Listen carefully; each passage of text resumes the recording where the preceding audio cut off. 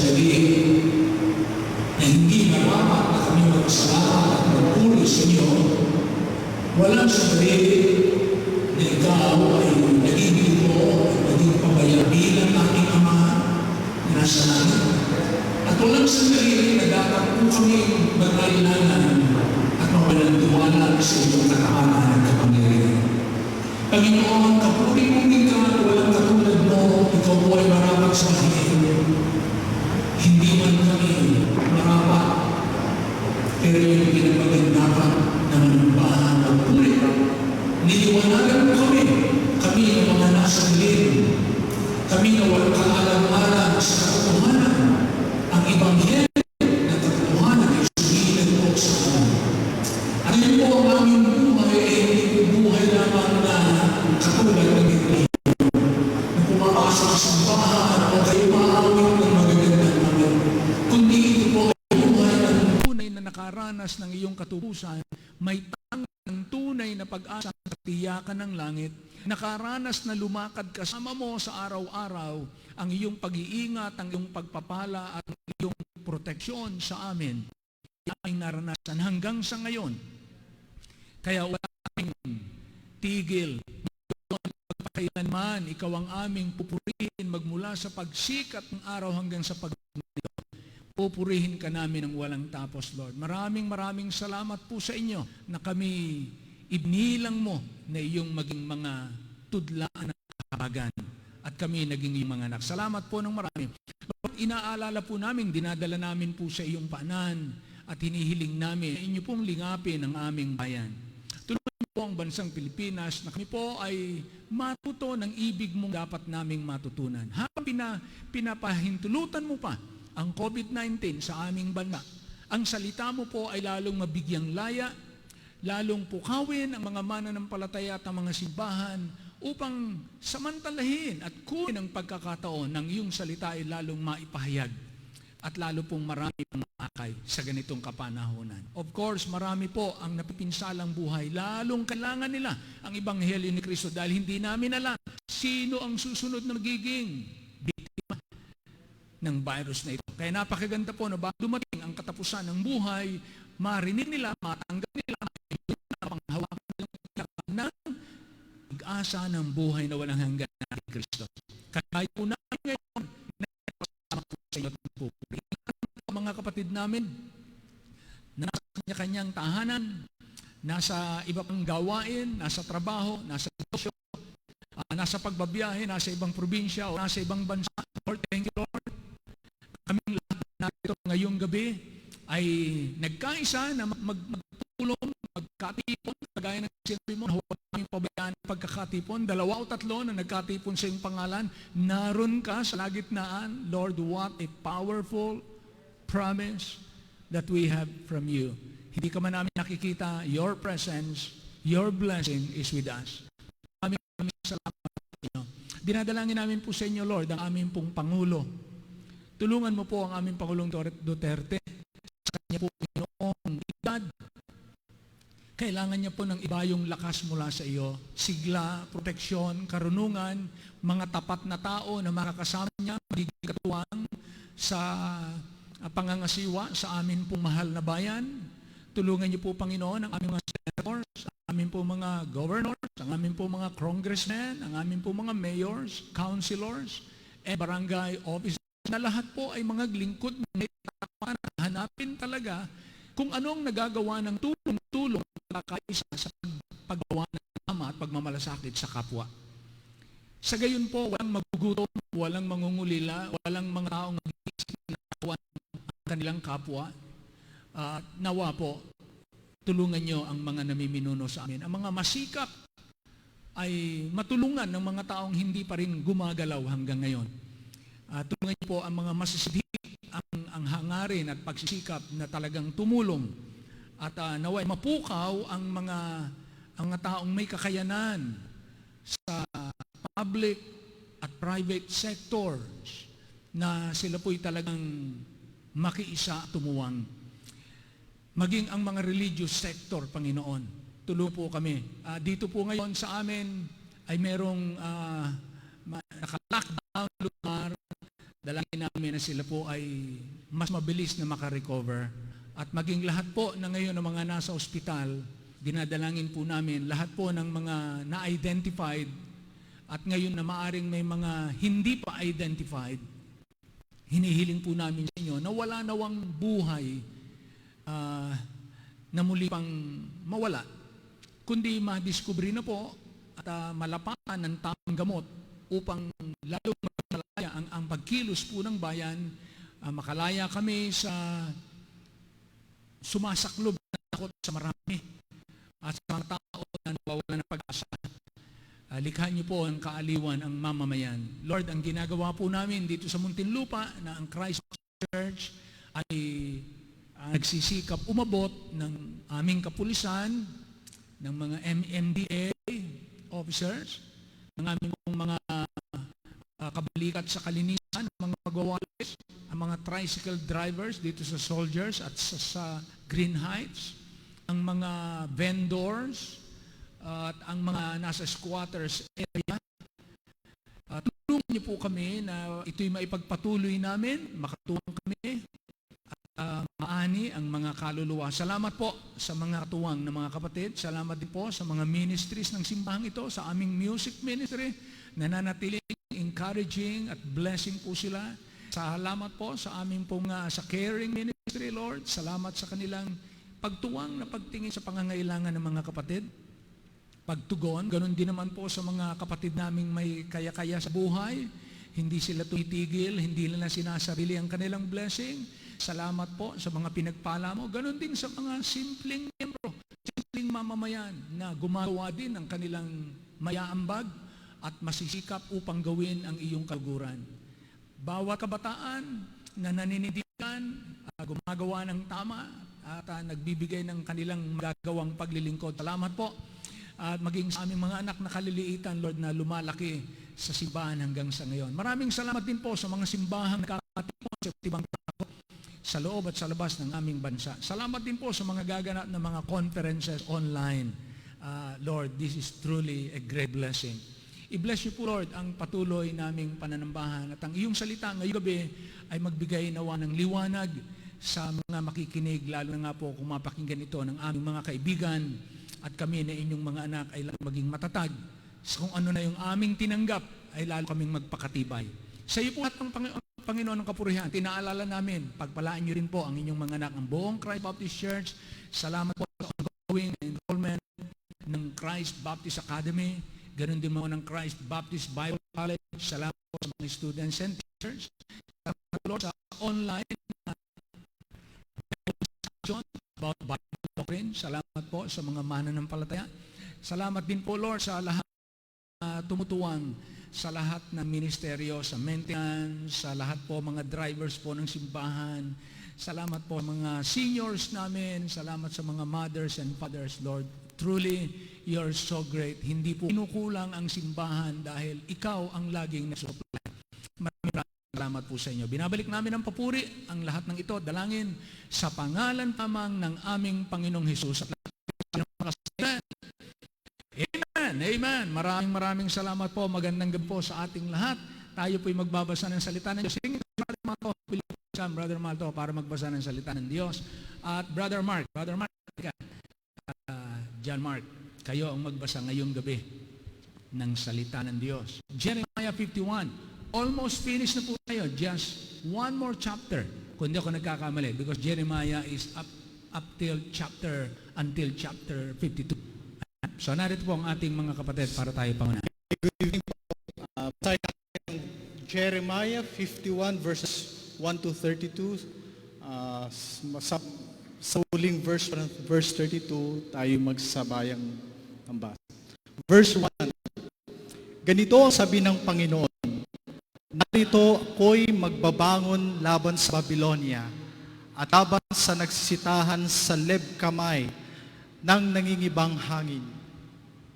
At ako'y magsusugo sa Babylonia ng ibang lupa na papalisin siya at kailangang wawalaan ang kanyang baing sapagkat sa kaarawan ng Afghan ay magiging laban sila sa kanya sa palibot. Laban sa kaniya na umaakma ay akma ng mangbubusog ng kanyang pusog, at sa kaniya na nagmamataas sa kanyang sapyaw, at huwag ninyong patawarin ang kaniyang mga binata, inyong lipuling lubos ang buo niyang hukbo. At sila ay mga buwal batay sa lupain ng mga Kaldeo at napalagpasan sa kanyang mga lansangan. Sapagkat ang Israel ay hindi pinababayaan o ang hudan ng kaniyang Diyos ng Panginoon ng mga hukbo, bagaman ang kanilang lupain ay puno ng sala laban sa banal ng Israel. Tumakas ka na mula sa gitna ng Babilonya at iligtas ng bawat tao ang kanyang buhay. Huwag kayong mga hiwalay dahil sa kanyang kasamaan, sapagkat panahon ng pagiganti ng Panginoon, siya'y maglalapat sa kanya na gantihan. Ang Babilonya ay naging gintong tasa sa kamay ng Panginoon, na lumango sa buong lupa. Ang bansa ay nagsiinom ng kanyang alak, kaya't ang mga bansa ay nangaulol. Ang Babilonya ay biglang nabuwal at napahamak. Inyong tangisan siya, ikuha ninyo ng balsamo ang kanyang sakit, baka sakaling siya'y mapagaling. Ibig sana nating mapagaling ang Babilonya, ngunit siya'y hindi napagaling. Pabayaan siya at yumaon bawat isa sa atin sa kani-kanyang sariling lupain, sapagkat ang kaniyang kahatulan ay umaabot hanggang sa langit at nataas hanggang sa mga alapaap. Nilabas ng Panginoon ang ating katwiran, magsiparito kayo, at ating ipahayag sa Siyon, at gawa ng Panginoon ating Diyos.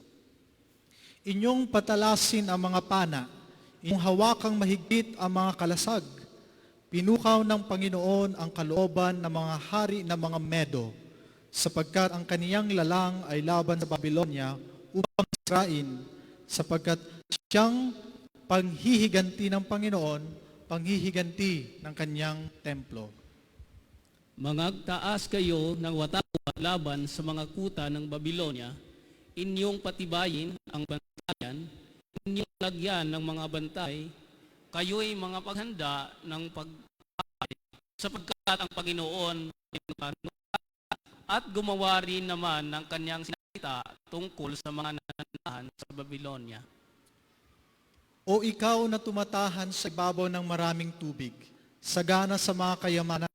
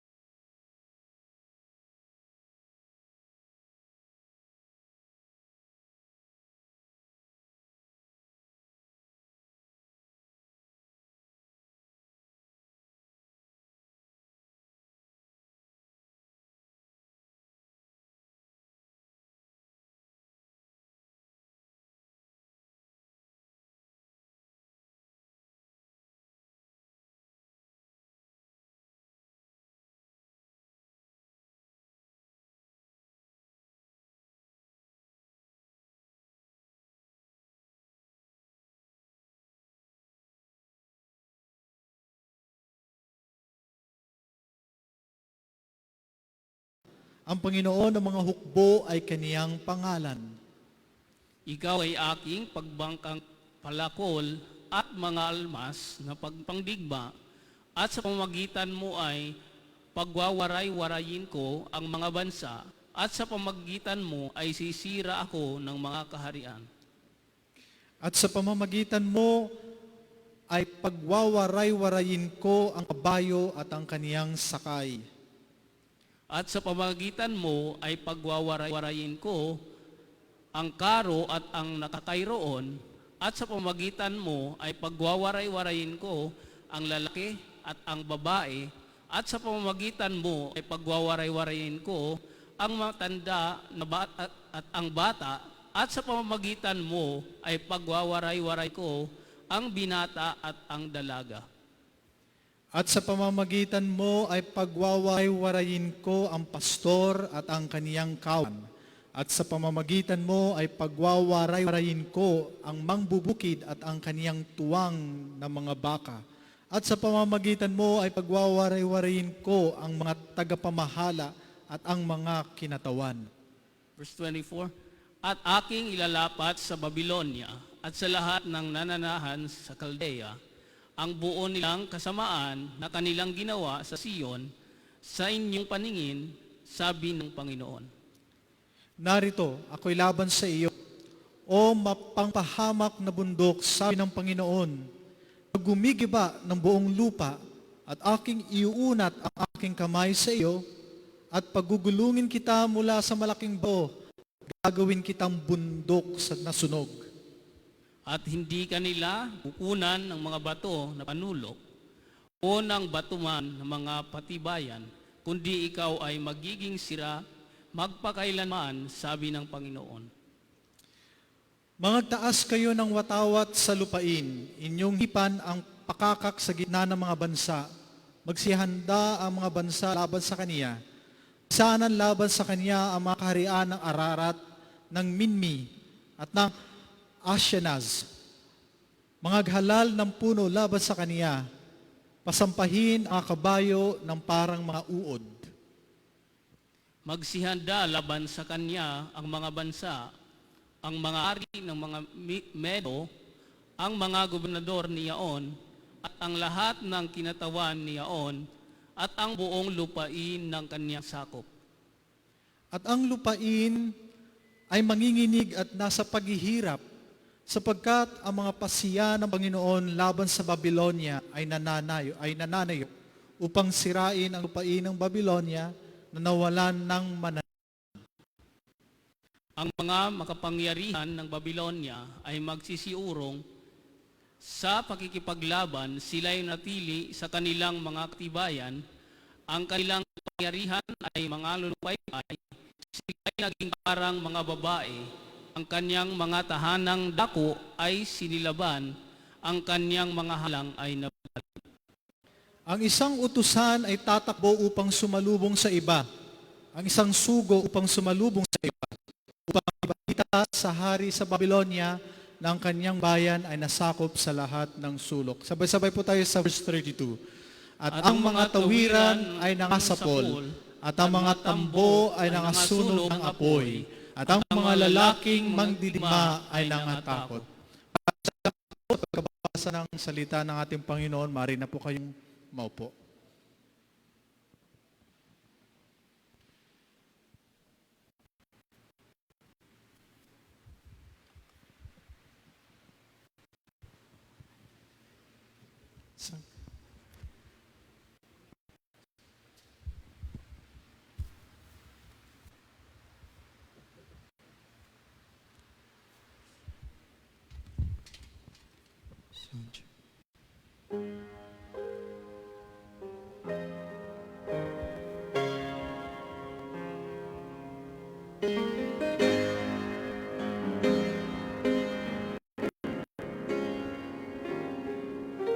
So it's just an emblem, a formality. It's a sin that's been so big. When it dies, when in despise, though it's actually alright. It's right to that, it stands for life.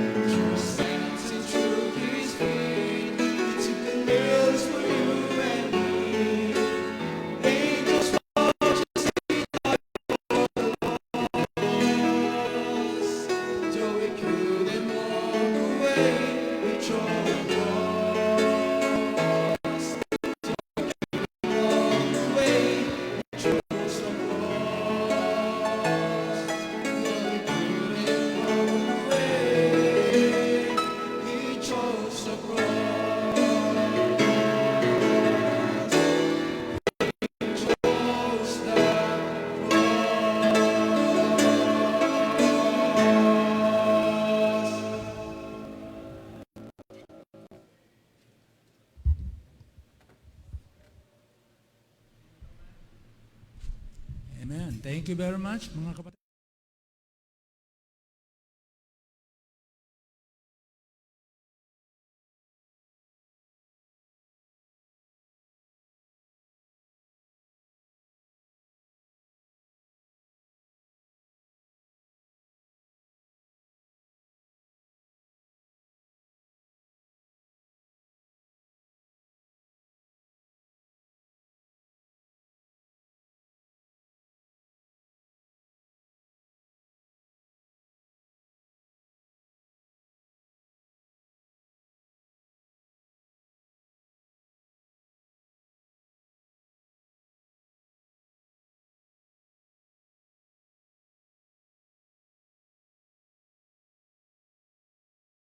Bakit ako? Bakit anak ko? Bakit hindi ikaw? May mga ganyan po na situation. Mahirap kasi, imagine mo, pag isa na lang kidney mo or kung ano man yan, magiging mahirap para yung buhay. Pero may mga tao namang maluwag, kahit na puso nila, ay talagang ibibigay. Talagang, sabi nga, greater love had no man than this, that a man gave his life for a friend. Pero greatest ang pag-ibig ng Panginoon kasi itunuring niya tayong kaibigan, bagamat tayo kanyang kaaway, He is a friend of sinners. At ibinigay niya ang kanyang sarili. Kaya salamat ng marami at merong dumating na Panginoon na tagapagligtas para po sa atin. Dahil kung wala yan, nangamatay na tayo sa dilim. Wansay-say ang ating buhay. Para lang tayong mga hayop, nok, baboy, baka, kalabaw, kabayo, nabubuhay, minsan masaya kasi sa rinda mo, maganda pakiramdam, but ultimately, mamamatay. And then, no purpose at all. That's the end of everything. But praise God, this is not life here on earth, is not everything. Life on earth is just a practice for our life.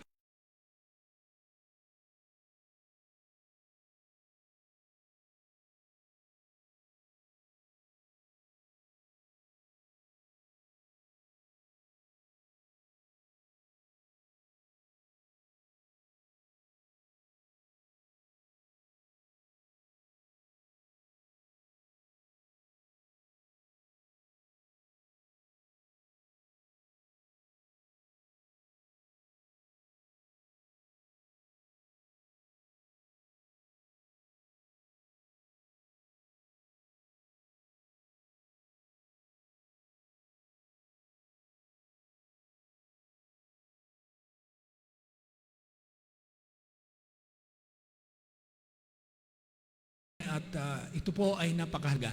Galatians 1:8 and 9. Basahin po natin sa Tagalog muna, ha? Sa Tagalog Bible, para sabay tayo dito sa screen. Okay? Ready?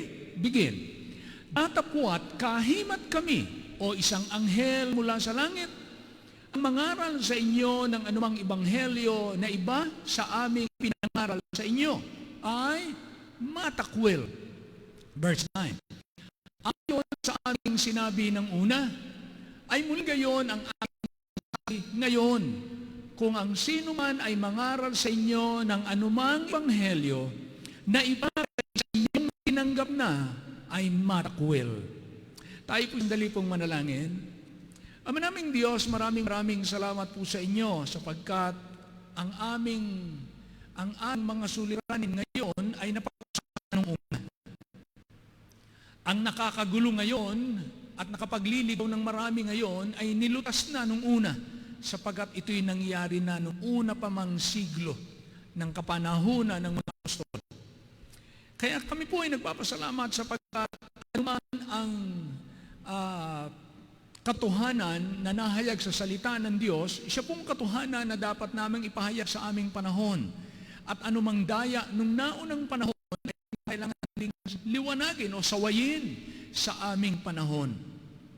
Ang salita mo na ipinapahayag na katotohanan ay nagsisilbing gamot at nagsisilbing hadlang o pangsaway sa mga malalabag. Kaya Lord, amin pong hiling at dalangin, ikaw po magpala at itaan po ang katotohanan at tain po ang bawat makikinig. Hinihiling namin ang lahat ito upang ikaw ay luwalhatiin sa pangalan po ng aming Panginoon Kristo. Lahat ay magsabi ng Amen. Amen. Amen. The gospel of Christ versus another gospel. Ang ating pong pag-aaral ngayon ay ang Ebanghelyo ni Kristo laban sa ibang Ebanghelyo.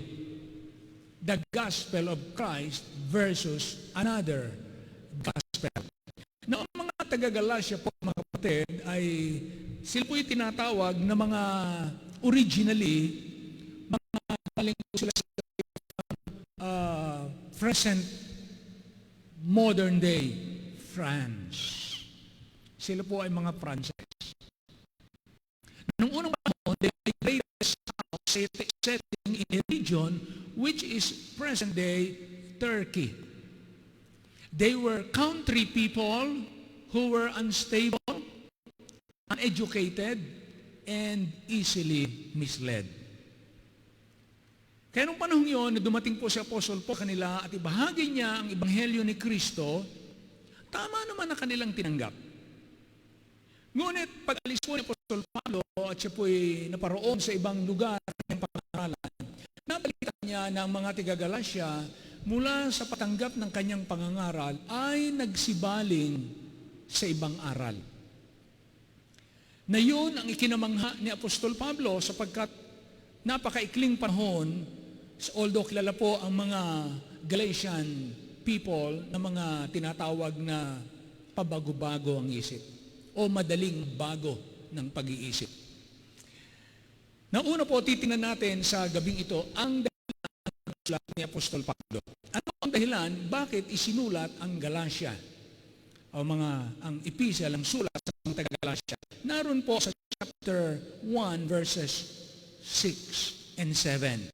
Tingnan niyo po yan. Sabi nito, I marvel that ye are so soon removed. Sabi niya, ako'y namamangha na kay dali ninyong nagsilipat sa ibang ebanghelyo. Buhat sa tumawag sa inyo sa biyaya ni Kristo. Sabi niya, nagtataakong lubha. Nung tinanggap niyo ang ebanghelyo, tapos sa kunting panahon ay nagsilipat kayo. Diba? Yung sabi niya sa verse 6. So soon, napakabilis na kayo nagsilipat from Him. Now, the word lumipat, na mga nagsilipat sa ibang ebanghelyo, ang salita pong ito ay ng isang kawal, isang sundalo, na lumipat sa kabilang kampo ng kaaway. Instead, nasa kampo ng Panginoon, ay lumipat sa kampo ng kaaway. Ibig sabihin po, ang Panginoon ay may pagtuturo na ibinigay sa kanila pamamagitan ni Apostol Pablo, and then may dumating po ng mga Juda, mga Hudyo, na naniniwala na ang kaligtasan ay hindi kagaya ng itinuturo ni Pablo. At nang dumating po ang mga taong ito at siniraan nila si Pablo at siniraan nila ang Ebanghelyo, itong mga tiga-Galacia na mailigaw, ay sila po ay ilan sa kanila ay lumipat. Ang po niya ni Pablo, Apostol Pablo, ay kapag siya ay nagpadala ng sulat, kadalasan po mga kapatid, para mababasa niyo ang mga sulat ni Apostol Pablo sa Roma, sa Corinto, lumipat muna siya ng maganda. But this time sa Galatia, mga kapatid, pa po ang kulay, iba ang tema, iba ang tempo, iba ang temperature ni Paul. Sapagkat ito po ay aklat ng pagtatanggol. Siya po ay nagtatanggol. Parang kung ako mag-i-imagine, parang kagaya siya ni David na yung tupa na nasakmal ng leon ay gusto niyang agawin sa bibig ng leon. Kaya hindi po ito madaling aklat, hindi po ito for comfort. Ito po ay, sabi ni Apostle Paul, I have fought a good fight. Ito ay laban ng pananampalataya. Ang sulat na ito. Kaya tingnan po natin, sabi niya, ako'y namamangha na kay dali ninyong nagsilipat sa ibang ebanghelyo, buhat sa tumawag sa inyo sa biyaya ni Kristo. Then, sabi niya sa verse 7, ito hindi ibang ebanghelyo, nililiwanag niya, ito hindi ibang ebanghelyo dahil wala namang ibang ebanghelyo, isa lang ang ebanghelyo, kundi mayroong ilan, sabi niya, na sa inyo'y nagsisiligalig at nangag-iibig na samain o pilipitin ang ebanghelyo ni Kristo. So, meron pong ebanghelyo ni Kristo na tinutukoy si Pablo, kanyang ipinaglalaban ngayon, laban sa ebanghelyong pinilipit, ebanghelyong pinasama, o tinatawag niyang ibang ebanghelyo. Yung sinasabi ng ibang ebanghelyo o iba. Ang salita po dyan na ginamit ay another of a different kind. Sabi niya, hindi yan ibang ebanghelyo, kundi ibang klase yan. Hindi yan yung ebanghelyong dinala sa inyo. Yan ang sinasabi niya. Iba yan, yung ebanghelyong yan. Kaya ang sinasabi ng mga nagpunta sa inyo, sabi ni Apostle Paul, ang sinasabi ng mga taong ito, na mga Hudyo, na mga tagasunod ng kautusan ni Moises, sila nagpunta sa inyo ng kanilang sinasabi, dalawa. Una, hindi sapat si Kristo. At pangalawa, si Apostol Pablo ay hindi mangangaral na tama. Kaya ito pong sulat ni Apostol Pablo, nililinaw niya ang dalawang bagay nito. Sino siya bilang mangangaral at anong mensahe ang kanyang dinala. Ang daladala niya ay tunay na ebanghelyo at siya ay mangangaral talaga galing sa Diyos. Kaya nilinaw at pinagtibay ni Pablo ang dalawang bagay kaagad sa kanyang sulat. Sa chapter 1 pa lang, kumbaga, inatake niya na yung problem. Inatake niya kaagad yung problem. Now, tingnan po natin ang kanyang pagka-apostol sa chapter 1 verse 1. Tingnan niyo po muna ang pagkasabi niya. Chapter 1 verse 1 ng Galatia. Ito po ang sabi niya kapag daka. Si Pablo, na apostol, hindi mula sa mga tao. Ibig sabihin, hindi pinagbotohan, hindi pinagmitingan ang kanyang pagiging apostol. Hindi po galing sa board o kaya ay council ang kanyang pagiging apostol. Ano po? Hindi sa pamamagitan man ng tao, hindi siya appointed ng tao, kundi sa pamamagitan ni Hesus Kristo, na isa rin po ito nagpapatunay na si Kristo ay hindi tao lamang. Ano ha?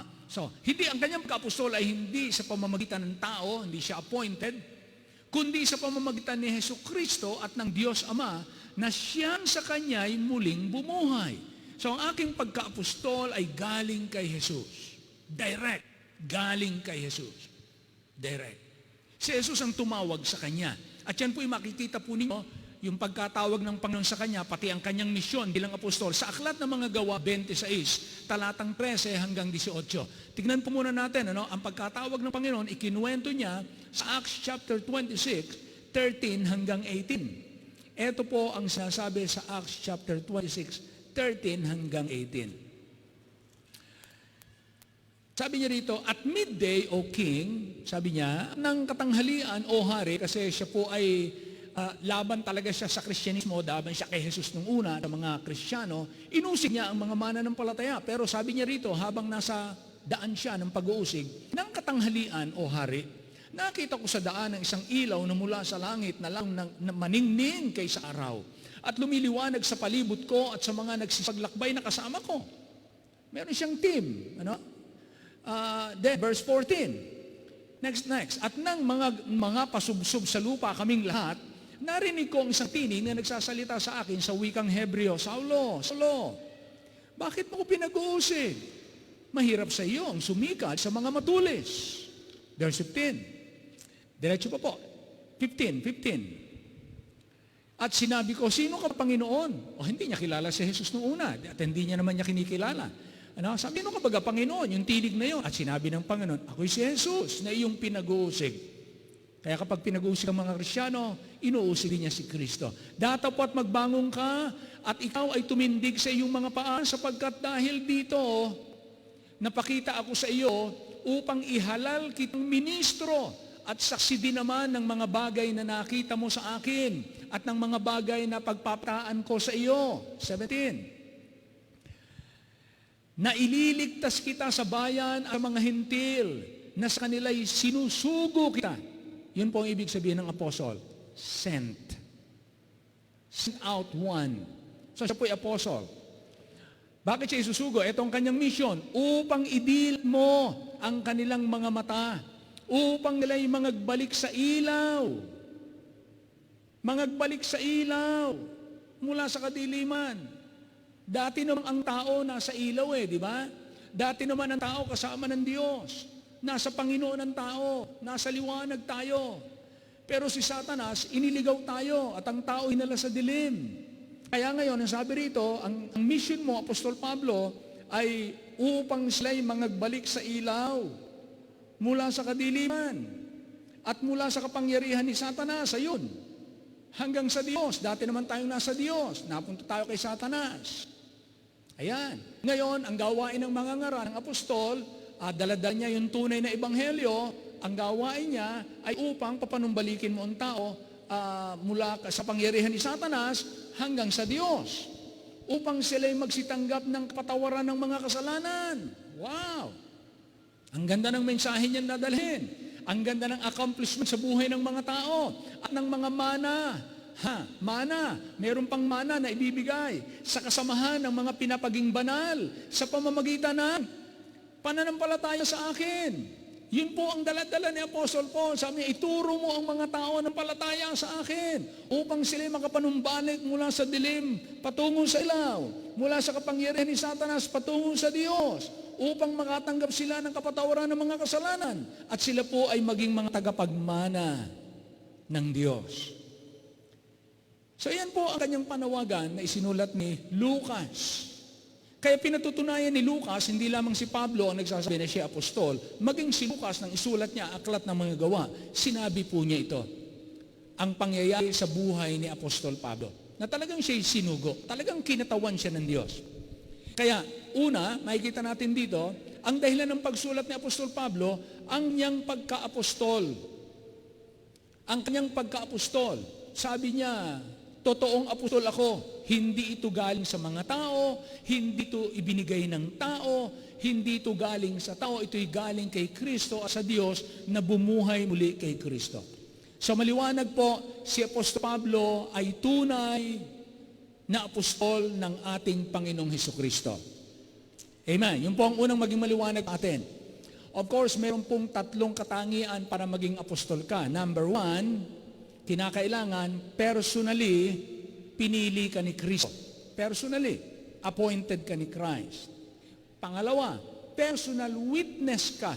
Personal witness ka na si Kristo'y nabuhay na muli mula sa mga patay. Ibig sabihin siya'y buhay, hindi siya patay. Pangatlong katangian ng apostol, binigyan ka ng Diyos ng kapangyarihang gumawa ng himala. Yan para ma-qualify. Kaya yung mga nag-aangking mga apostol sa ngayon, kinakailangan, ikaw ba ay personally appointed ni Christ?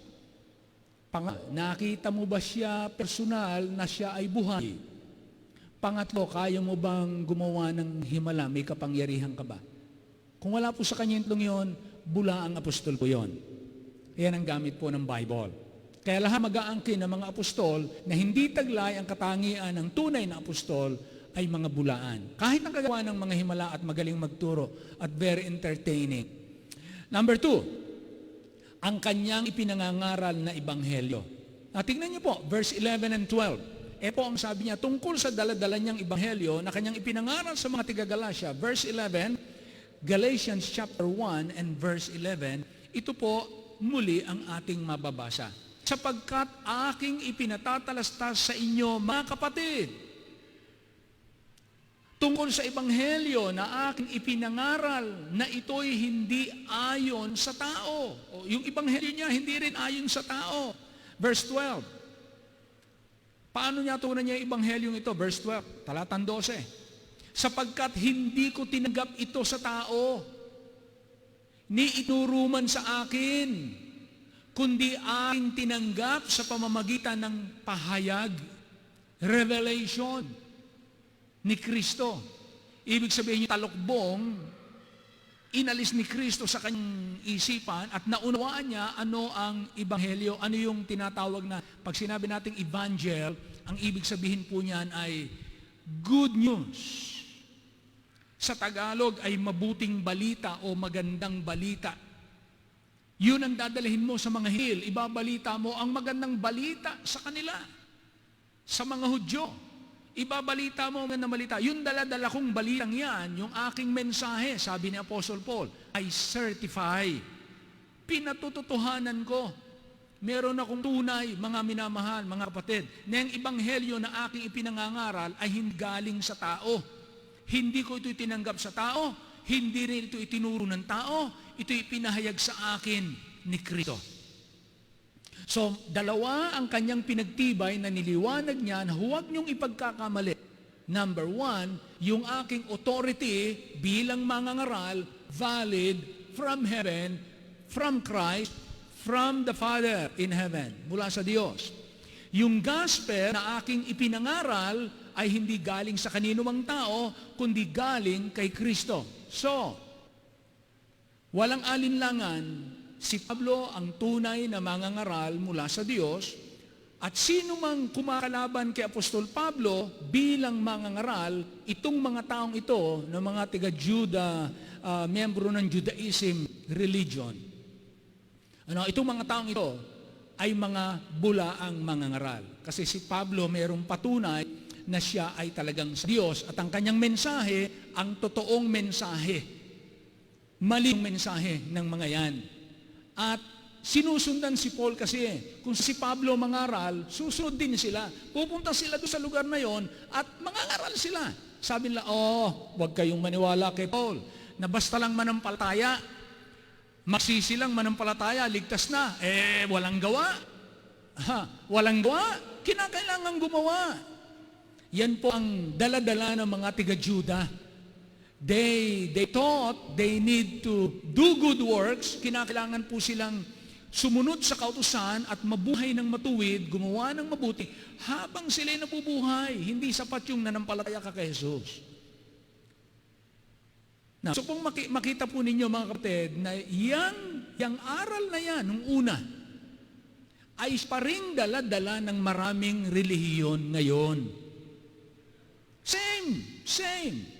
Nawa makita po ninyo, mga minamahal, ang napakahalaga po nitong mensaheng ito ni Pablo dahil dito pa lamang sinasabi ni Apostol Pablo, kapag ang mangangaral, ang sino mang tumatayo, nangangaral, nagbibigay ng mensahe, bantayan ninyo anong ebanghelyo ang kanyang daladala. Yun po sinasabi ni Paul, bantayan ninyo. Kasi sabi niya, kahit man kami, ang una niyang inupakan, kumbaga sa salita, ang una niyang inupakan, ang una niyang idiniin na magkakamali, pag kami na mga apostol, kami mismo, may anghel na buma at nagdala ng ibang ebanghelyo liban sa tinanggap na ninyo. Yung pinangaral ko sa inyo, itakwil ninyo. Pag bumikaw, iba na naman ang version ng aking gospel, itakwil ninyo ako. Yun ang sabi niya. Kaya ang ng pagsulat ni Pablo ay upang liwanagin ang kanyang pagka-apostol, ikalawa ay ang mensahe ng ebanghelyo na kanyang daladala. Maliwanag na si Apostol Pablo ay mangangaral ng Diyos at ang pinangangaral niya ay ang tunay na ebanghelyo at wala na ibang ebanghelyo maliban sa ipinahayag sa kanya ni Kristo. Ang sinasabi niya, yung ipinahayag sa akin ni Kristo, yun na yun. Wala nang dagdag, walang bawas, yun na yun. Kaya kung may magpunta sa inyo, ano ba yung pinahayag ng Panginoon kay Pablo? Ano ba yung ebanghelyong dala ni Pablo para maliwanag po sa atin? Nasabi niya, itong ebanghelyo na pinangarap sa iyo, wala na kulang. Huwag niyong i-renovate, huwag niyo itong babaguhin, huwag niyo itong itong sasalingin. Ito lang ang gospel. Maliban ito, pag binago niyo ito, pinipilipit niyo, pinasasama niyo ang ebanghelyo ni Kristo. Huwag niyo itong hahaluan ng kung ano-ano. Pure gospel lang. Pure. The only gospel lang. Ano po yun? Siya naman ang ating tatanungin. Paul, Apostol Pablo, ano ho ba yung ebanghelyo na inyong dinala kasi hindi nyo po liwanag, hindi nyo dinetalye sa Galatia Kapitulo 1. Although mababasa nyo po sa aklat ng Galatia kung ano yon. Pero binanggit niya ng detalyado at maliwanag na maliwanag sa Korinto Kapitulo 15. Ito po ang unang Korinto Kapitulo 15, talatang 1 hanggang 4. Ito po ang sabi niya. Sabi niya sa English Bible, moreover, in addition to this, to what have been said, moreover, brethren, I declare unto you the gospel. Ngayon, ipinatatalas ko sa inyo, mga kapatid, ang Ebanghelyo na aking ipinangaral. So, ito yung pinangangaral ni Pablo. Saan niya makarating? Pinangaral niya sa Galacia, pinangaral niya sa Pilipos, pinangaral niya sa Corinto. Saan siya magpunta? This is the same gospel. Ngayon, pinatatalas ko sa inyo, mga kapatid, ang Ebanghelyo na sa inyo ay aking ipinangaral, na sa inyo naman, na inyo namang tinanggap, kagaya ng mga taga-Galacia, na siya naman inyong pinananalihan. Ang kaibahan ng mga taga-Galacia, yung kanilang nadadaya sila, kailangan palang dagdagan ito ng gawa. Hindi pala sapat yung manampalataya, dapat pala may gawa. Kaya parang nung pakitaan sila na maraming talata na may mga gawa, nung pakitaan sila nung mga taga-Judaismo na may mga gawa, kinakalang sundin ang kutsa, nainganyo sila. At yung sa kanila lumilipat. Kaya pinigil Paul. Sinulatan niya. Ito namang mga taga-Korinto, sabi niya, nananatili kayo. Okay, sabi niya, na inyo namang pinanggap na siya naman yung pinananatilihan. Verse 2. Talatang 2. Sa pamamagitan naman ito'y kung iingatan ang salitang ipinangaral ko sa inyo, maliban kung kayo nagsisisampalataya ng walang kabuluhan. Unang sabi niya, sa pamamagitan nito, yung Ebanghelyo, ligtas kayo. Kaya liliwanagan natin anong Ebanghelyo. Huwag nating dagdagan, huwag nating bawasan. Liwanagin natin, maliwanag natin ano talaga ito, ang kabuuan nito. Walang bawas, walang kulang. Sa pamamagitan naman ito, ligtas kayo kung matiyaganin yung iingatan ng salitang ipinangaral ko sa inyo. Maliban na kung kayo nagsisampalataya ng walang kabuluhan. Napansin nyo, pinangaral sa inyo, ano nyo pong paniwala ng ibang Ebanghelyo ay the whole Bible. Hindi po the whole Bible. Hindi po lahat ng aral ay Ebanghelyo. Hindi po yun. Ito po ang Ebanghelyo. Ebanghelyo sa partikular na mensahe na kinakailangan pong marinig ng mga tao na ito lang po ang paraan para ang tao maligtas. Kaya sabi niya rito, sa pamamagitan naman nito'y ligtas kayo kung matiyaganin yung iingatan ng sitang ipinangaral. Ibig sabihin, kung talagang kayo ay panahon yung aral yan. Maliban lang kayo nagsisampalataya ng walang kabuluhan. Una, yung ginawa ni Kristo, walang kabuluhan. Kaya manampalataya man tayo, walang kabuluhan. Kasi yung ginawa ni Kristo, hindi tinanggap sa langit. Walang kabuluhan. Pangalawa, ang ibig sabihin ng walang kabuluhan. Walang kabuluhan kasi nananampalataya ka na hindi mo naman naintindihan yung sinampalatayanan mo. Yung mga tao, Ebanghelyo, bigkas din yung Ebanghelyo. Pero pinatong mo ang Ebanghelyo, iba ang Ebanghelyo niya.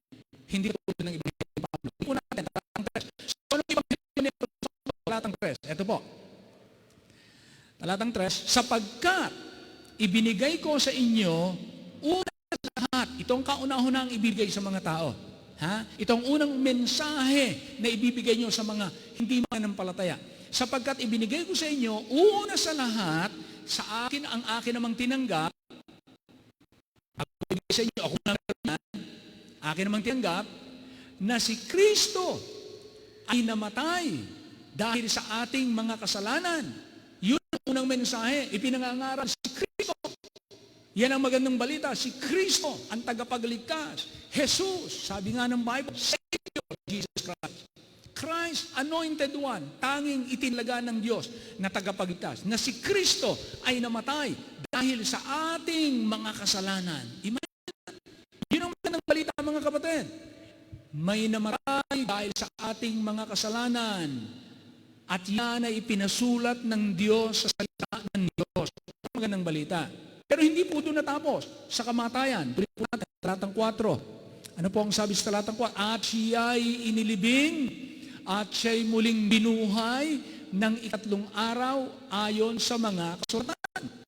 At tinutukoy po ng kasulatan, hindi yung bagong tipan. Kasi hindi nakasulat ng bagong tipan. Ang tinutukoy niya ay ang lumang tipan. Na sinasabi na sa Old Testament na si Kristo ay mamamatay para sa kasalanan ng mga tao, ililibing at mabubuhay na ulit. Kaya kahit sa Old Testament, ang mensahe ng paraan ng kaligtasan, si Jesus. katubusan yung kamatayan ni Jesus. At para makatiyak tayo na ang katubusan ay sapat na, binuhay na muli ng Diyos siya sa mga patay. Para patunayan at ipakita sa lahat at idikra sa buong mundo na yung ginawa ni Kristo ang tanging valid redemption price. The only valid, accepted in heaven na makapagligtas ng kaluluwa. Si Kristo at yung kanyang ginawa. Yan po yan. Tingnan niyo po ang unang Korinto, Kapitulo 1. Unang Korinto, Kapitulo 1. Talatang 24, kung hindi po tayo nagkakamali niyan. Unang Korinto, Kapitulo 1. Kaya yan po ang kanyang mensaheng ipinangangarag. Saan man siya makarating? Ito ang sinasabi niya. Verse 23. Sabi niya, 1 Corinthians 1:23, but we preach Christ crucified, unto the Jews stumbling block. Yan po yung mga Hudyong yan. Katitisan. Hindi nila magustuhan. Nagagalit sila. Kapag itinaras pinangangaral na hindi na kinakailangan gumawa ng mabuti, hindi kasama ang gawang mabuti ng tao, hindi kasama ang pagsunod sa kautusan. Although sinasabi ng Bible, sabi rin ni Apostle Paul, the law is good and just. Mabuti ang kautusan. Pero sabi niya, hindi ang pagsunod niyo sa kautusan kasama sa paraan ng kaligtasan. Nagagalit doon ng mga Hudyo. Kaya inuusig si Pablo. Kaya sabi ng mga Hudyo, hindi kailangan ng huwag nating alisin ang mabuting gawa. Sabi ni Apostle Paul, but we preach Christ crucified, unto the Jews a stumbling block, and unto the Greeks foolishness. Sabi ng mga Hintil, kamangmangan yan. Ano bagang manampalataya lamang ay sapat na? Kinakailangan ng tao maging perfect. Hahan nila yung wisdom. Hindi sila makakita ng wisdom. But 24, but unto them which are called, yung mga Kristiyano, both Jews and Greeks, Christ, the power of God and the wisdom of God. Ang kapangyarihan ng Diyos para iligtas ang tao, si Kristo. At ang karunungan ng Diyos para mailigtas ang tao, ay si Kristo. Wow! Ano? Kaya yan po yan. Kaya ngayon po, sabi niya ni Apostle Paul, abay may umiikot, may sumusunod sa mga bayan-bayan, kung saan ako mangaral, may mga sumusunod at nangangaral ng ibang ebanghelyo. At dinidiscredit ang aking pagiging apostol. Sabi niya, mga bulaang mga ngarayan. Pangalawa, ang daladala nila, maling ebanghelyo. Pilipit at pinasamang ebanghelyo ni Kristo. Kaya ano nga bang ebanghelyo o mabuting balita na dala-dala ni Apostle Paul? Simple, si Kristo. Siya ang mabuting balita. At anong kanyang ginawa? Sabi nga niya, we preach Christ and Him crucified.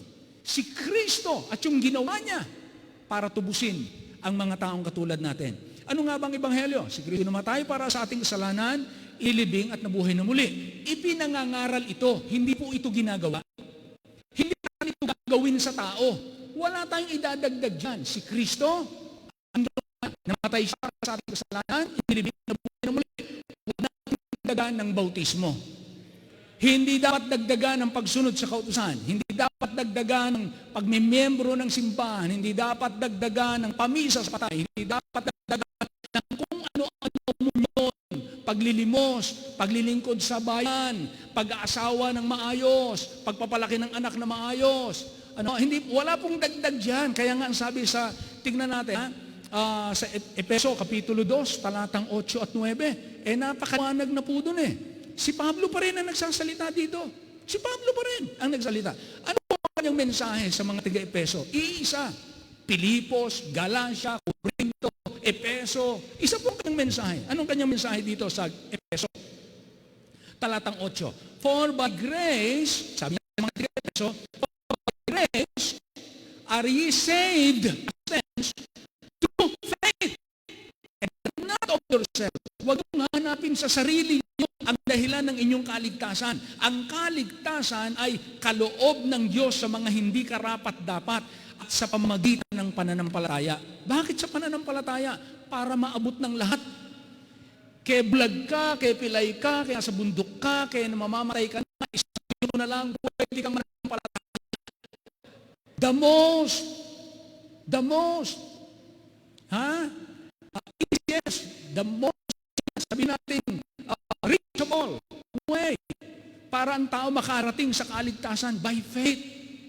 Hindi mo kailangan magaling ka sa grammar, magaling ka sa Greek, magaling ka Wala po. Sampalataya, sabi rito. O ano nangyari po dito? For by grace, no, the word by means on the basis of. Yun po yung salitang by. For by grace, on the basis of. Yun po ang ibig sabihin ng by. Or, on the ground of. Yun po yung sabihin ng by. For by grace are ye saved through. The word through means by means of. Sa pamamagitan ng pananampalataya.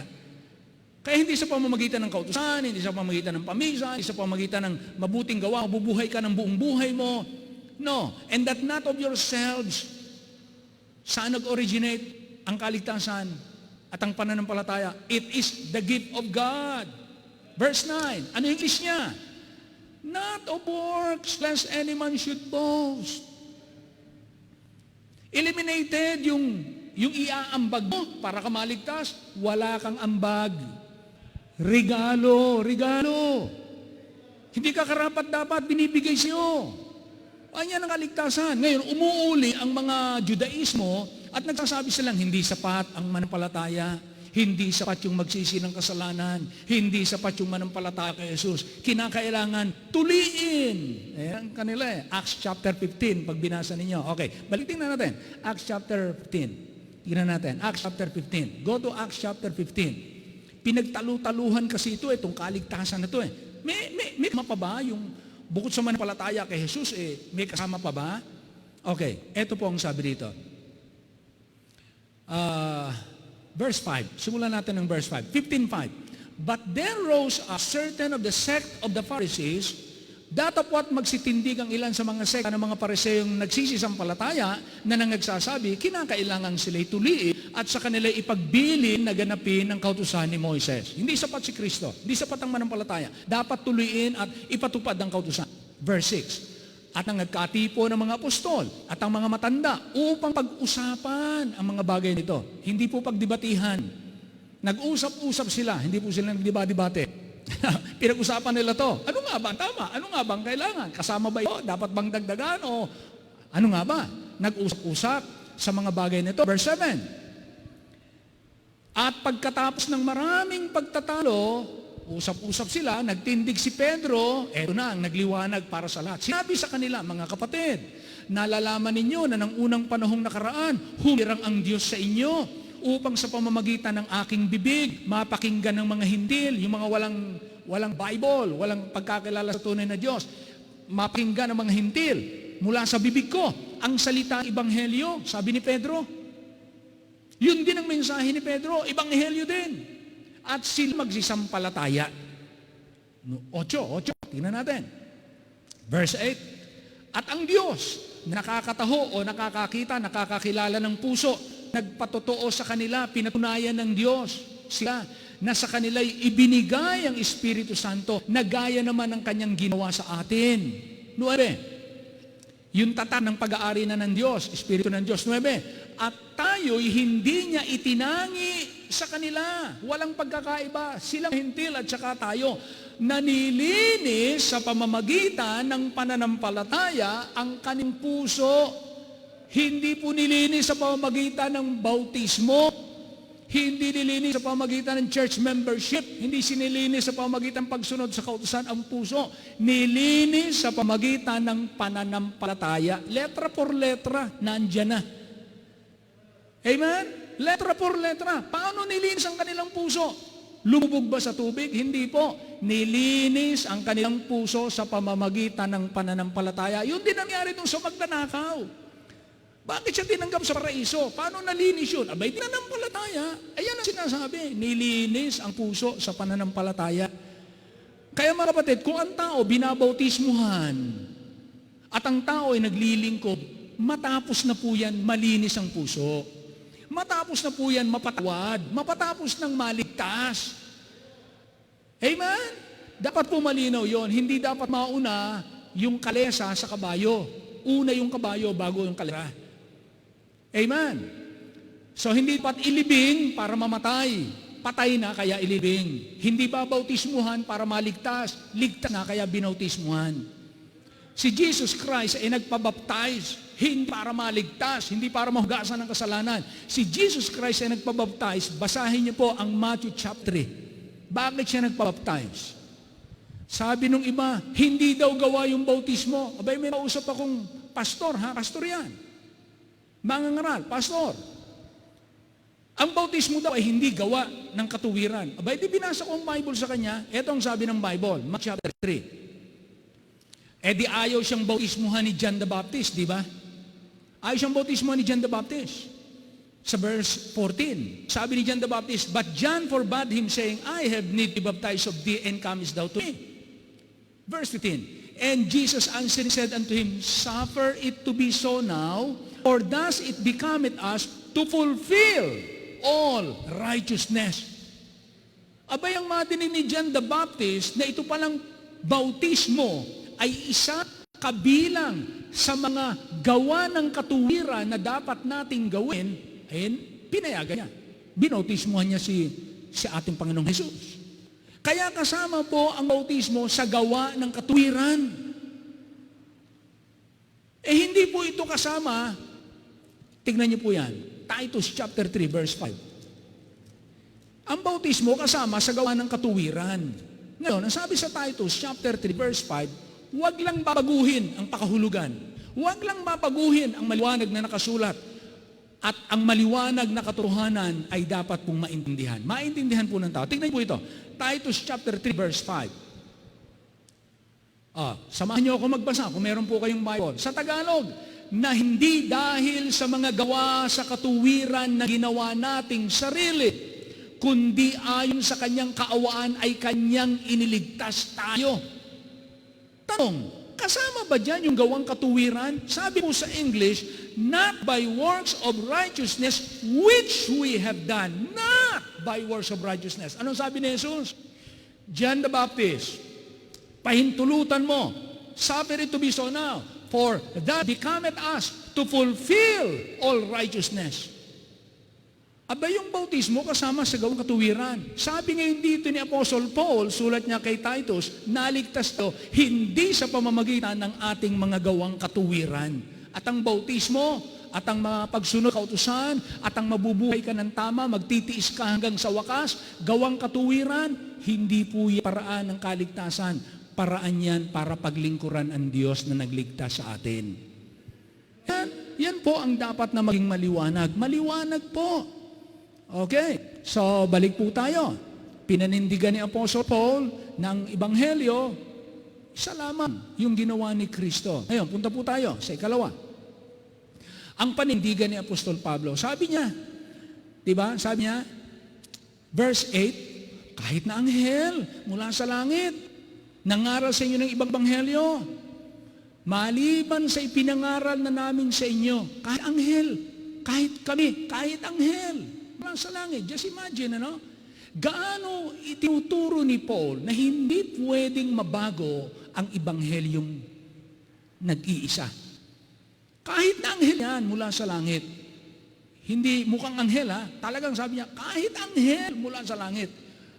Masusuri nyo kung ang dalan niya ay tama, pakinggan nyo yung ebanghelyo. Kaya yung mga nangangaral po, mga kapatid, nangangaral, bumibigkas ng ebanghelyo, makinig kayo, pakinggan ninyo. Bumibigkas po ang salitang ebanghelyo. Pakinggan nyo, abangan ninyo, ano yung tinutukoy na ebanghelyo.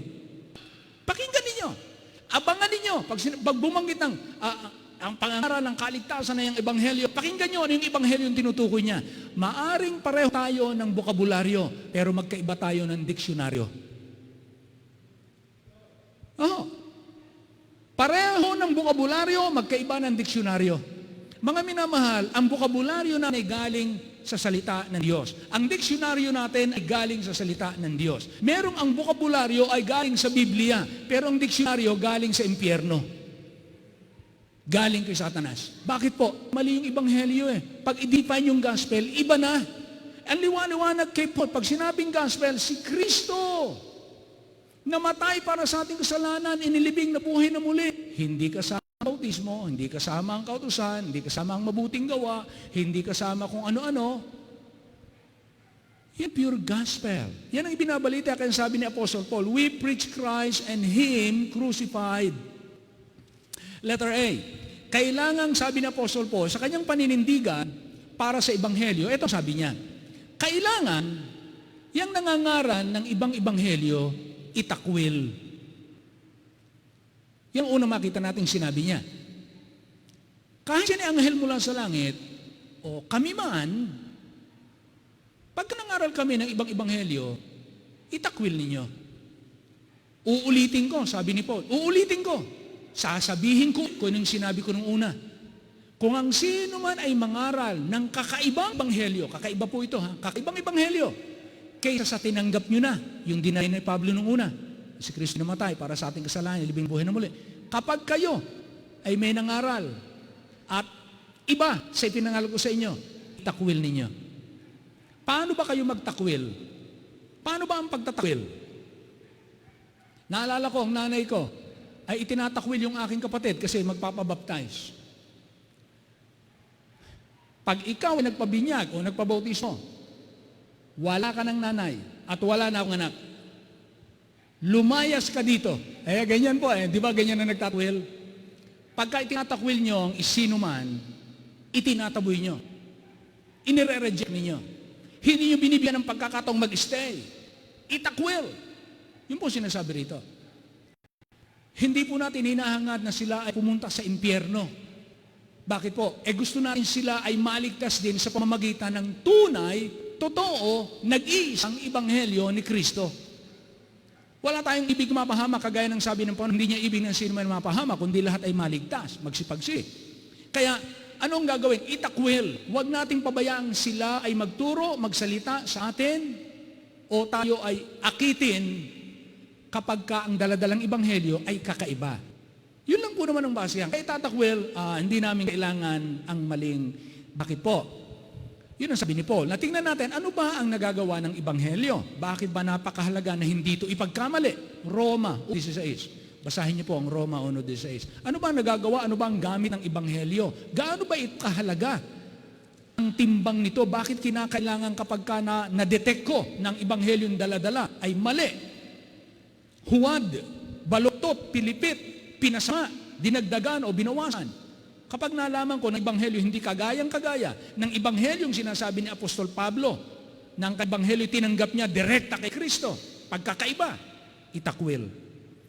Roma 1:16. Ito ang sabi niya, for I am not ashamed of the gospel of Christ, for it is the power of God unto salvation to everyone that believeth, to Jew first and also to the Greek. Sabi niya sa Tagalog, sapagkat hindi ko ikinahihiya ang ebanghelyo ni Kristo, sapagkat siya kapangyarihan ng Diyos sa ikaliligtas ng bawat sumasampalataya. Imagine ninyo, itong ebanghelyo, si Kristo'y namatay, kaya pala si Kristo namatay para sa ating mga kasalanan, kaya pala siya inilibing at nabuhay na muli. Yun ang kapangyarihan ng Diyos, yun ang lakas ng Diyos, yun ang kakayanan ng Diyos, parang makasalanang katulad natin, mailigtas niya. Ibig sabihin mga kapatid, kung hindi si Kristo mamamatay para ating kasalanan, at kung hindi nilang tatanggapin ng Diyos yung ibinayad ni Kristo, walang kapatawan at walang maliligtas na tao. Kaya ang sinasabi dito ng Bible, huwag niyong ikahiya na ipangaral si Kristo ang tagapagligtas dahil iyan ang kapangyarihan ng Diyos sa ikaliligtas ng sino mang sumasampalataya. Ay napakaganda po mga kapatid. Kaya pala naman si Paul ay talagang napakatalas ng kanyang pagbibilin na kapag ang nangaral sa inyo ang daladala ay pilipit na ebanghelyo, iba sa ebanghelyong daladala ko, kahit anghel pa yan galing sa langit, sumpain niya. Sumpain niya.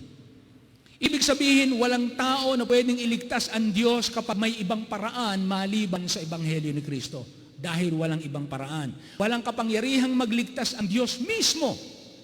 Sabi sa Roma 1:16, ang Diyos mismo, walang kapangyarihan, walang magagawa para iligtas ang tao kung pipilipitin, babaguhin, babawasan, dadagdagan o papalitan ng mga tao o ng mga mangangaral ang ebanghelyo ni Kristo. Pangalawa, ibig sabihin kapag ipinangaral ay ibang ebanghelyo, mapapahamak ang mga tao dahil ang mga tao ay naya o ang mga tao ay naloko ni Satanas. Dahil ibig ni Satanas, blagin ang mga tao. 2 Corinthians chapter 4 verse 3. Binulag niya ang mga tao para huwag suminag yung liwanag ng Ebanghelyo ni Kristo.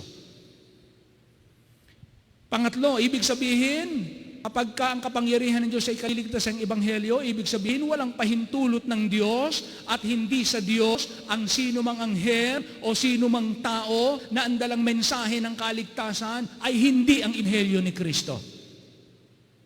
Wala silang kapahintulutan at mapapahamak ang tao at hindi sila sugo ng Diyos. Number 4, ibig sabihin, ang Romans 1:16, ibig sabihin walang tunay na maaasahan na makapagliligtas sa ibang ebanghelyo malibang sa ebanghelyo ni Kristo. Kapag ibang ebanghelyo ang ipinalpo sa iyo at saka sa akin, wala kayong maaasahang kaligtasan doon.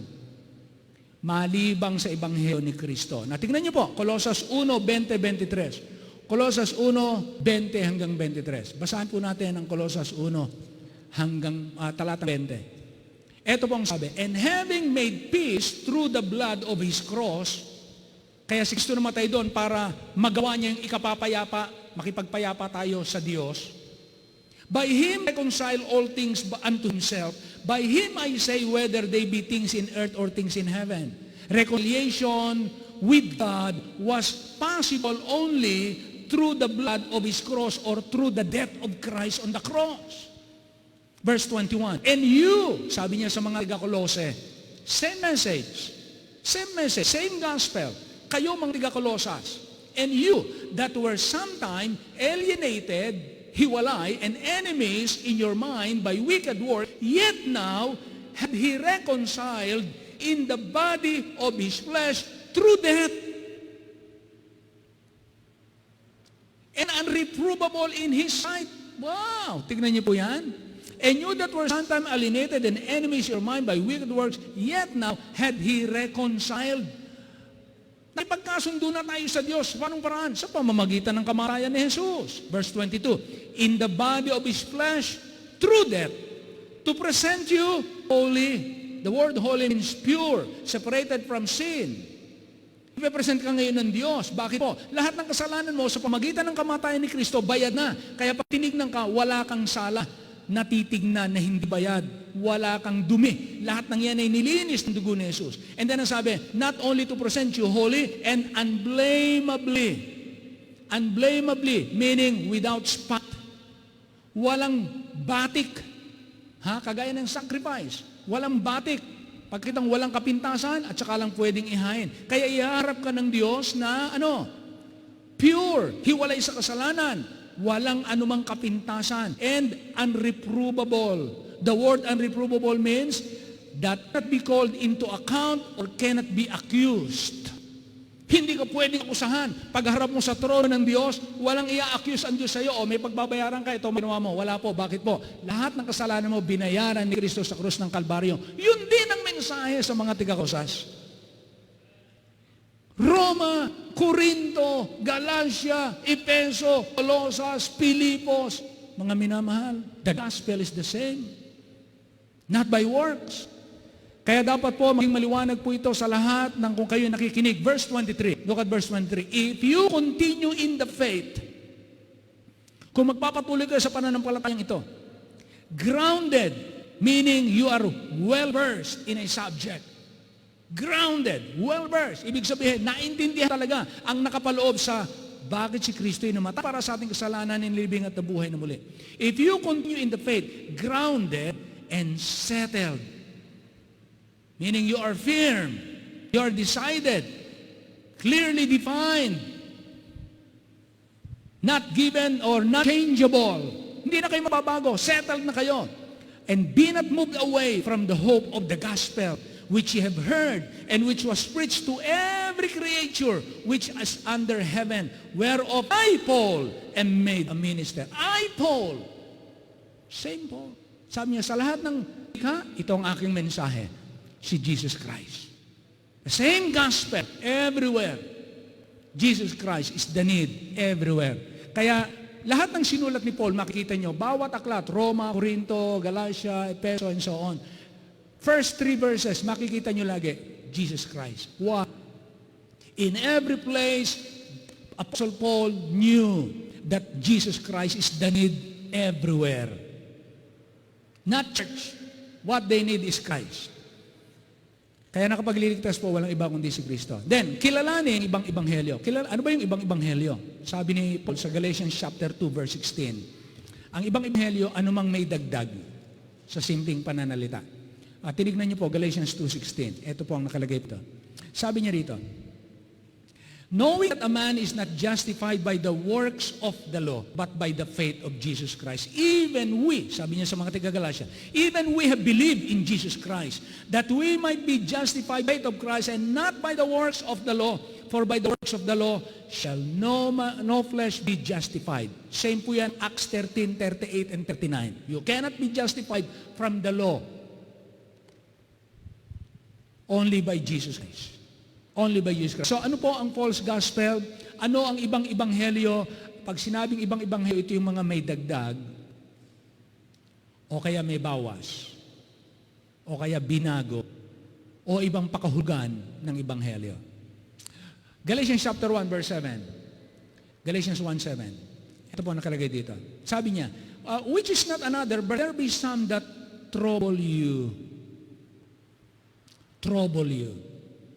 Alam po, ang mga taong may dala na ibang ibanghelyo, walang gagawin niya kundi guluhin ang mga Kristiyano. Kasi hindi naman siya tunay na ibanghelyo, pero ang mga Kristiyano, lalo na mga bata, pwedeng magulo. Kaya sumulat siya ng ganito. Pwedeng magulo. Ngayon, anong sabi ni Apostol Pablo sa 2 Thessalonians chapter 1, 6-9? 2 Thessalonians 1, 6-9. Tungkol sa mga nagdadala ng maling ibanghelyo. Ito ang sabi ng Bible. 2 Thessalonians chapter 1, 6-9. Ito po ang sabi niya. Seeing it is a righteous thing with God to recompense tribulation to them that trouble you. Maging ang mga taga-Tesalonika ay ginulo ng bulaang ibanghelyo, ng bulaang mangangaral.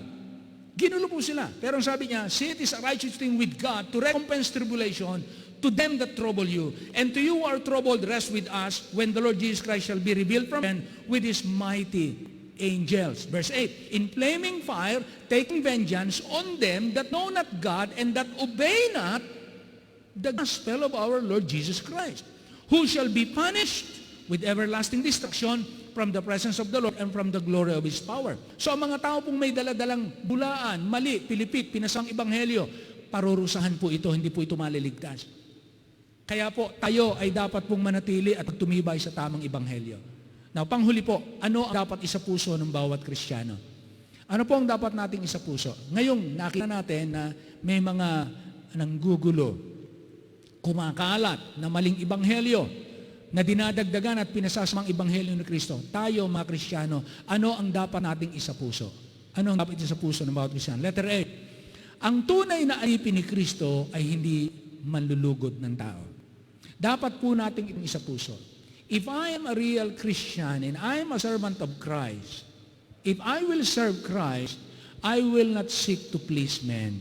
Maang mga tao magalit sa inyo, matampo sa inyo, itaboy kayo, kaya pero wala kayong magagawa. Hindi nyo pwedeng aliwin, lugurin ang mga tao. Kinakailangan nyong sabihin sa mga tao ang tunay at nag-iisang maliwanag na ebanghelyo ni Kristo na ipinahayag ni Kristo mismo kay Apostol Pablo, liban sa ebanghelyong yan,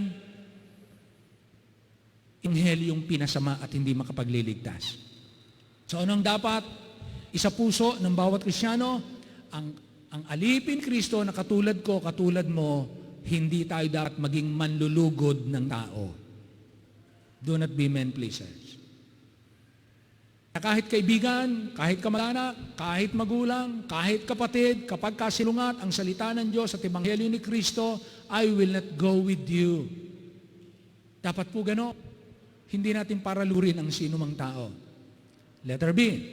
Ang tunay na Kristiyano ay tumanggap. Yan ang makikita niyo sa verse 10. Verse 11 and 12, ang tunay na Kristiyano ay tumanggap ng tamang ebanghelyo. Ibig sabihin, kahit na ako ay nagsisimba, kahit na ako ay mabait, gumagawa ko ng mabuti, wala akong pinagkaiba sa Matthew chapter 7. Nagpapalayas ng demonyo, di ba? Nangangaral sa pangalan ni Kristo, and then gumagawa ng maraming mga bagay na mga kamangha-mangha, sa ngalan din ni Kristo, pero hindi ni Kristo kinilala. Sabi niya, magsilayo kayo sa akin. Bakit? Hindi tunay na Kristiyano. Hindi nila tinanggap ang tama, tunay at nag-iisang ebanghelyo. Ano yung ebanghelyong yon? Si Kristo ay namatay para sa ating kasalanan, inilibing at nabuhay na muli. Hindi mo yan gagawin. Ipinangangaral yan. Ang gagawin natin, sampatayanan, si Kristo. Kumpletong bayad ang ibinigay para sa ating mga kasalanan. Siya lang ang tanging tagapagligtas ng iba. Kaya kinakailangan na natin magsisit mananampalataya para tao maligtas saan man siya naroon, anumang oras, anuman ang kalagayan niya. Pangatlo, so una, ang tunay na alipin ni Kristo, hindi manlulugo ng tao. Pangalawa, ang tunay na Kristiyano tumanggap ng tamang ebanghelyo. Verse 1 and 12. Verse 13 hanggang 23. Ang tunay na ebanghelyo ay nagliligtas at bumabago ng buhay ng tao. Sinabi ng taong ako'y nanampalataya at walang pagbabago sa buhay, diretso pa rin sa kanyang kasalanan at pagpatay, hindi po niya naintindihan at hindi po yan tunay na sumampalataya at hindi tunay na naligtas. Oho, kasi kapag ang tao talagang nanampalataya, yung gawa na mabuti, susunod. Parang ganito po yan eh. Nilalagnat kayo. Ano ang dahilan daw bakit ang tao nilalagnat? Mga doktor. Infection. Ngayon, pinainom ng gamot. Yung lagnat, manifestation, may infection. Uminom ng gamot. Nawala ngayon yung lagnat. Bakit nawala ang lagnat? Natanggal yung infection. Nagkokos ng lagnat. Di ba ganon? Yun din yung mabuting gawa. Bakit nabago ang buhay at gumawa na ng mabuti? Dating magnanakaw, dating sugaro, dating mamamatay tao. Biglang gumawa ng mabuti. Ano nangyari? Gumaling yung infection. Si Kristo yung gamot. Hindi ang nakagaling, hindi na ako nagsusugal, hindi na ako nagiinom, hindi ang nakagaling. Kaya nawala yon, gumaling ka na, si Kristo ang gamot. Amen? Kaya nga si Kristo, di ba? Sa John chapter 3, hindi maintindihan ni Nicodemo, yung tinuklaw ng ahas, ang ginawa ng Diyos, gumawa ka ng ahas sa tanso, ilagay mo dun sa bundok. Ilagay mo sa isang pin, sa isang pole. Pag natuklaw ng ahas, tumingin doon. Pag tingin doon, gumaling. Tingin ng pananampalataya ang hinahanap ng Diyos. Magtiwala ka sa sinasabi ko, ako magpapagaling sa'yo. Tumingin ka doon. Pag tingin nila, tumiwala sila dun sa sinabi ng Diyos, galing. Niliwanag niya kung paano, sabi ni Jesus, kung paano yung asa tanso inilagay sa bundok, ganun din naman ang anak ng tao. Itataas. Ayun, the cross. Kung ang mga Hudyo natuklaw ng kasalanan, tayo po natuklaw ng ahas. Yung lahat ng tao natuklaw ng kasalanan. Ang kamandag ng ahas, pamamatay kang pisikal. Kamandag ng kasalanan, pupunta ka sa impyerno. Para hindi ka mapunta ron, tumingin ka kay Kristo. Hindi magpabautismo. Ang bautismo, ginagawa ng naligtas. Ang gawang mabuti ginagawa ng naligtas. Para ding lagnat. Pag nawala, kaya may lagnat, may infeksyon. Pag gumaling ang infeksyon, nawawala ang lagnat. Lumalabas ang lagnat pag may infeksyon. Ganon din yung masamang gawa, kaya gumagawa ng masama, hindi pa magaling. Pag pinagaling mo, nabago ang gawa. Kaya ang sino mang sumampalataya, hindi nabago ang buhay, hindi yan tunay na gumaling. Hindi tunay na nanampalataya, hindi tunay na nakilala si Kristo. Maling ebanghelyo o mali ang pagkaunawa. Kaya, ang tunay na ebanghelyo, nagliligtas at bumabago ng tao. Diba yun ang nangyari kay Paul? Kaya ano nangyari kay Paul? Verse 24. Nabalita nila yung dating pumupuksa ng mga Kristiyano ng uusig. Ngayon, nangangaral na rin ang ebanghelyo. Kaya anong sabi sa verse 24? Dahil ni Kristo, naghari na sa buhay mo at iniligtas ka. Dahil ni Kristo, luluwalhatiin ang Diyos dahil sa iyo. Luluwalhatiin na ang Diyos sa buhay mo. Nakita na yung pagbabago eh. Kaya ganyan po mga kapatid, ang tunay na ebanghelyo hindi nagtuturo na kapag ikaw ay naligtas, malaya ka ng gumawa ng kasalanan. Pastor, paano yung nagsasabing tumanggap, nanalangin, nag-sinner's prayer, tumanggap, tapos siging gawa ng kasalanan pa rin? Ligtas pa rin ba yun? Hindi ang tanong natin do'y ligtas pa rin yun. Ang unang tanong natin, naligtas ba talaga yun? Dahil kung talagang yun ay naligtas, hindi yan magpapatuloy. Sabi nga ng 2 Pedro Kapitulo 3, nangyari sa kanila ang tunay na kawikaan. Ang aso ay nagbalik sa kanyang suka. Mga minamahal, ang Kristiyano, ang anak ng Diyos, hindi tinatawag na aso sa Bible. Ang aso ay tinatawag lamang yan sa mga hindi manampalataya. Kaya ang sabi sa Revelation chapter 22, ang mga aso ay nasa labas. Wala sila sa kaharian ng Diyos. So mga kapatid, hindi po tinawag kailanman ang Kristiyano na aso na babalik sa suka o baboy na nalulubalog sa putik. Hindi po. Ang tupa, napuputikan. Pero pag naputikan ng tupa, lumayo yan sa dumi at gustong maglinis. Hindi ibig sabihin hindi nadudumihan, pero hindi niya gusto ang maruming buhay. Kaya pag tunay na ebanghelyo ang tinanggap nyo, hindi lamang totoong ligtas nyo. Hindi lamang totoo na may tirahan kayo sa langit. Totoo din na ang buhay nyo magbabago. At luluwalhatiin ang Diyos sa inyo. Kaya nawa po mga kapatid, pag kayo nakapakinig ng mga mangangaral, abangan nyo. Pag bumanggit ng ebanghelyo, abangan ninyo anong ebanghelyo ang daladala. Pag maling ebanghelyo, ibang ebanghelyo, sabi ng Bible, itakwil. Kahit yung nangangaral ay anghel na may pakpak. Pag ibang ebanghelyo, itakwil. Yan ang dahilan kung bakit si Paul mahigpit ang kanyang alala at saway sa mga taga-Galatia. Kapag tinanggap ng tao ay maling ebanghelyo, ipapahamak niyan ang taong yon. Aasya sa mali, ang tawag natin yan ay false hope. So mga minamahal, magpakatibay kayo sa tamang ebanghelyo at huwag niyong bayaang iligaw kayo ng maling ebanghelyo. Amen? So purihin po ang Panginoon. Manaming Diyos, maraming salamat po sapagkat ang tunay na ebanghelyo ay pinasulat muna sa salita ng Diyos.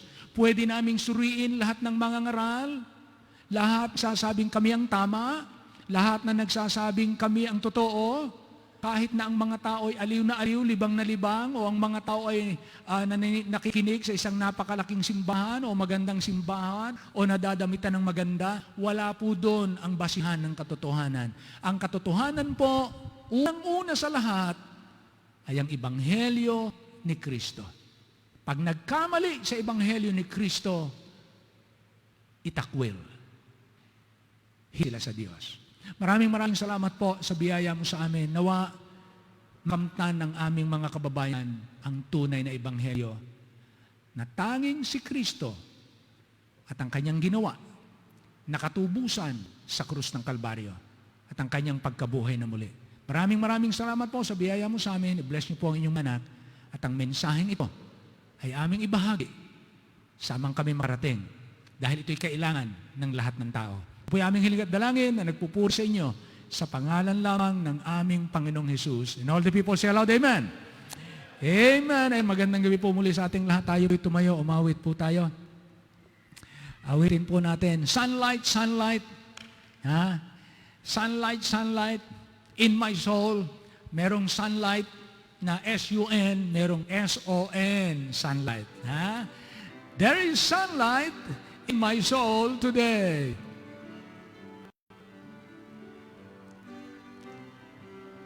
Everyone. I wandered in the shades of night, Jesus came to me, and with the sunlight of His love, it all my darkness flee. Sunlight, sunlight in my soul today, amen. Sunlight, sunlight all along the way, since the Savior found me, took away my sin, I have had the sunlight of His love within. Di ba no? Pagka may liwanag na tayo, saan man tayo magpunta, dala niyo yung liwanag ng kaligtasan ni Kristo. On the second now, the clouds may gather in the sky and billows round me roll. However dark the world may be, I've sunlight in my soul. Sunlight, sunlight in my soul today. Sunlight, sunlight all along the way. Since the Savior found me, took away my sin, I have amen. Of His love. Wow, praise the Lord. On the last, I crossed the wide extent that feels a journey or a plain. But of His love I reap the golden grain. Sunlight, sunlight, all the sun today. Sunlight, sunlight, all along along the way. Since the Savior found me, took away my sin, I am at the sunlight of His love within. Do you have the sunlight now? Say amen. Amen. Amen, amen. Magtipon po tayo ng ating mga kaloob, mga kapatid. Hilingin natin, Brother JM, will you please come? Pag-pray mo ang ating mga kapatid. At ang mga kaloob, ipagpasalamat natin sa Let's Panginoon. pray po. Panginoon Diyos, dakila na nasa langit, Panginoon. Salamat po sa patuloy niyong pagpapala, Panginoon, sa kabila ng kulang. Salamat po, Panginoon, sa kalakasan, Panginoon, na inyong binibigay, Panginoon. Amen. Salamat po sa buhay ng bawat nasa simbahan, Panginoon, at sa mga nakikinig, Panginoon, mula sa live streaming, Panginoon. Salamat. At dalangin po namin, Panginoon, pasasalamat sa patuloy niyong pagbibigay ng gabay, Panginoon, na ingatan ng kaligtasan, Panginoon, na suriin, Panginoon, ang Ebanghelyo, Panginoon. At Panginoon, salamat po, Panginoon, sa kakayahan na makapagkalaw, Panginoon. Dalangin po namin, Panginoon, ang offering ay patuloy pang magamit, Panginoon, higit sa lahat sa pagbabahagi ng inyong salita, Panginoon. Salamat po at binabalik mo lahat na mapurit pa sa salamat. Tangi lamang sa pangalan ng Panginoong Hesus. Amen, amen, amen.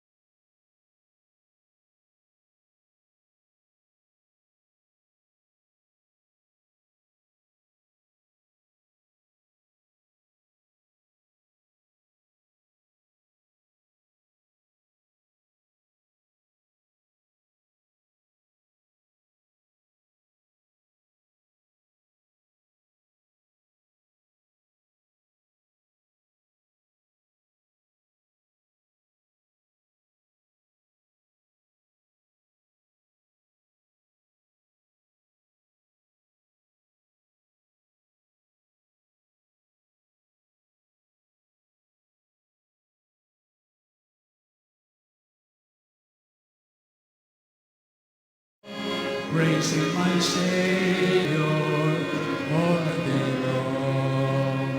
Ama naming Diyos, ano po mag-ingat sa amin. Salamat po sa dakilang pagliligtas na ginawa ng aming Panginoong Hesus. Siya ang nagsimula, siya rin ang tumapos. Gaya ng sinabi ng Bible, He is the author and finisher of our faith. He gave us the complete redemption prize. Wala po kaming idaradag sa kanyang ginawa. Ang ginawa niya ay tatanggapin lamang namin. Hindi po gawa, hindi po labor, hindi po isang gawa na kinakailangang sabihing dahilan ng pag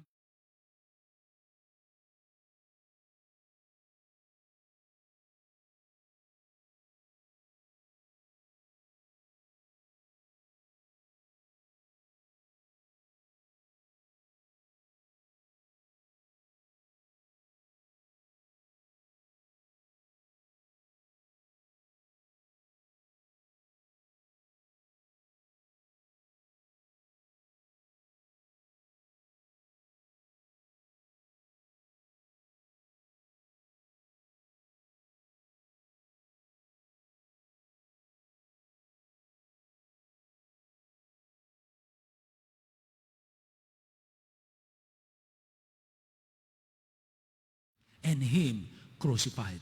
I-bless niyo po, Panginoon, ang bawat isa sa aking pag-uwi. Pagpalain niyo po ang makapakinig at ang mga makakapakinig pa. Nawa ang mensaheng ito ay magbigay liwanag sa mga nakapakinig at matagap nila ang tanging kaligtasan. At kung kayo po, mga kapatid, ikikinig sa pangalan ng aming Panginoong Hesus. All the people say aloud, amen? Amen, amen. Maraming salamat po. Magandang gabi po sa lahat. Purihin po ang Panginoon.